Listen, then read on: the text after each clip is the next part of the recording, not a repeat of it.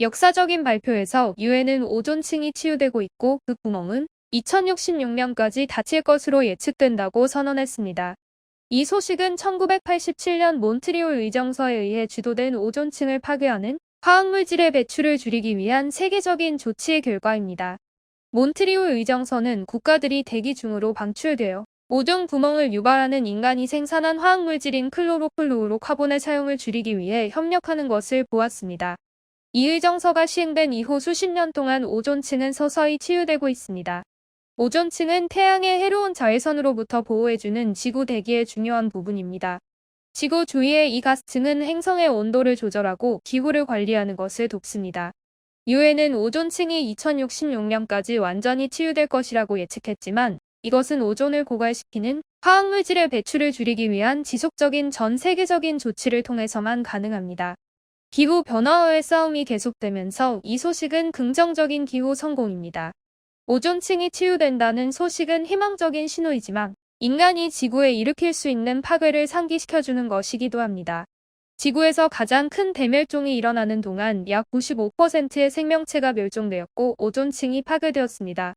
이 대멸종은 약 2억 5,200만 년 전에 일어났고 지구 온도의 빠르고 격렬한 증가에 의해 발생한 것으로 믿어지고 있습니다.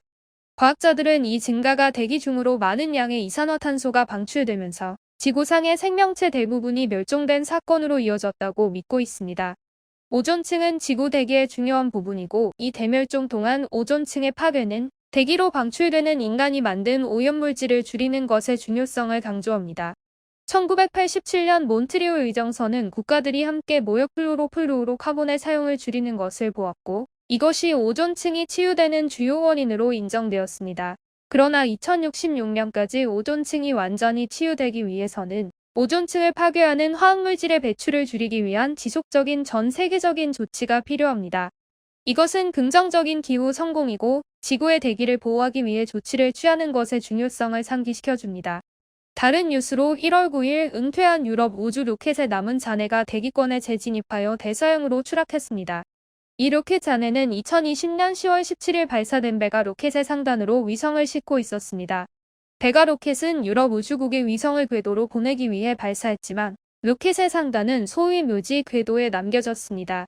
이 궤도는 비활성 위성과 다른 우주 쓰레기를 저장하는 데 사용되지만 우주의 다른 물체로부터의 중력 때문에 예상치 못한 변화를 일으키기도 합니다.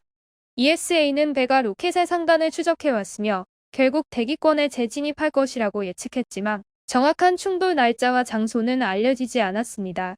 1월 9일 ESA는 로켓단이 지구 대기권에 재진입하여 대서양에 충돌했다고 확인했습니다. ESA는 사람이나 재산에 대한 잠재적인 손상을 방지하기 위해 모든 우주 쓰레기를 면밀히 감시합니다. 이것은 우주 산업의 중요한 부분이며 우주 쓰레기를 감시하고 청소할 때 지속적인 경계가 필요하다는 것을 상기시켜줍니다. 오존층 치유 소식은 대기 중으로 방출돼 오존 구멍을 유발한 인간이 만든 화학물질인 클로로플루오로카본 사용을 줄이기 위해 각국이 함께하는 것을 본 몬트리올 의정서의 성공을 증명하는 것입니다. 1987년에 체결된 이 의정서는 세계적인 환경 위기에 대처하기 위해 국가들이 처음으로 함께 모이게 된 획기적인 협정이었습니다. 이 의정서는 오존층을 파괴하는 물질의 생산과 소비를 줄이기 위해 구속력 있는 목표를 설정하고 일정 기간에 걸쳐 이러한 물질의 단계적 폐지를 요구했습니다. 클로로플루오로카본 또는 CFC는 오존층의 고갈에 책임이 있기 때문에 이 프로토콜의 주요 목표였습니다. 이 의정서가 시행된 이후 수십 년 동안 오존층은 서서히 치유되고 있습니다. 이것은 부분적으로 오존층을 보충하는 데 도움이 되는 자연적인 과정뿐만 아니라 CFC의 배출 감소 때문입니다. 몬트리올 의정서는 성공 사례로 환영받았으며 글로벌 도전 과제를 해결하기 위한 국제협력의 힘을 상기시켜 주었습니다. 오존층이 계속해서 치유되면서 미래에 대한 희망을 제공하는 긍정적인 기후 성공입니다. 역사적인 발표에서 유엔은 오존층이 서서히 회복되고 있고 그 구멍은 2066년까지 닫힐 것으로 예측된다고 선언했습니다. 이 소식은 1987년 몬트리올 의정서에 의해 주도된 오존층을 파괴하는 화학물질의 배출을 줄이기 위한 세계적인 조치의 결과입니다. 이 의정서는 오존층을 파괴하는 물질의 생산과 소비를 줄이기 위해 구속력 있는 목표를 설정하고 일정 기간에 걸쳐 이러한 물질의 단계적 폐지를 요구했습니다. 클로로플루오로카본 또는 CFC는 오존층의 고갈에 책임이 있기 때문에 이 프로토콜의 주요 목표였습니다. 오존층은 태양의 해로운 자외선으로부터 보호해주는 지구 대기의 중요한 부분입니다. 지구 주위의 이 가스층은 행성의 온도를 조절하고 기후를 관리하는 것을 돕습니다. 유엔은 오존층이 2066년까지 완전히 치유될 것이라고 예측했지만 이것은 오존을 고갈시키는 화학물질의 배출을 줄이기 위한 지속적인 전 세계적인 조치를 통해서만 가능합니다.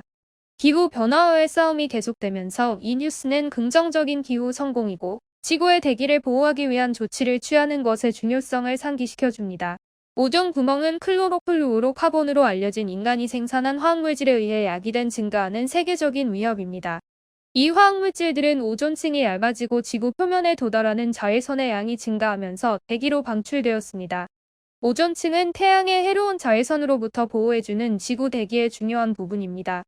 지구 주위의 이 가스층은 행성의 온도를 조절하고 기후를 관리하는 것을 돕습니다. 오존 구멍은 오염 물질의 사용을 줄이기 위해 국가들이 함께 모이는 것을 1987년 몬트리올 의정서로 이끌면서 1980년대에 처음 발견되었습니다. 이 의정서가 시행된 이후 수십 년 동안 오존층은 서서히 치유되고 있습니다. 오존층 치유 소식은 긍정적인 기후 성공이지만 오존 구멍은 여전히 세계적으로 증가하고 있는 위협입니다. 2066년까지 오존층이 완전히 치유되기 위해서는 오존층을 파괴하는 화학물질의 배출을 줄이기 위한 지속적인 전 세계적인 조치가 필요합니다. 이것은 지구의 대기를 보호하기 위한 조치를 취하는 것의 중요성을 상기시켜줍니다. 과거에는 스프레이 깡통 등의 프레온 가스 등의 물질이 사용되었는데 이로 인해 오존층이 파괴되기 시작했습니다. 이것은 70년대경 과학자인 크루첸 몰리나 롤랜드에 의해 발견되었고 기업들의 방해에도 불구하고 곧 남극의 오존층의 두께가 다른 지역에 비해 얇아졌다는 것이 세상에 알려졌습니다. 이 구멍이 대류에 의해 생성된 것이 아니라 화학물질에 의한 것, 즉 화학변화설임이 입증되자 전 세계는 경악하였고 연구를 통해 프레온 가스가 분해되어 생성된 염소 원자가 오존을 산소로 분해하면서 오존층에 매우 심각한 악영향을 미친다는 것이 밝혀졌습니다. 나사의 연구 결과에 따르면 프레온 가스가 계속 사용되었더라면 2060년경 전 세계의 오존층이 완전히 사라졌을 것이라고 합니다. 프레온 가스 말고도 그에 버금가는 오존층 파괴 물질도 많으며 자연적으로 발생하는 오존 물질도 있지만 인간이 만들어내는 오존층 파괴 물질의 양은 85%로 절대적으로 많습니다.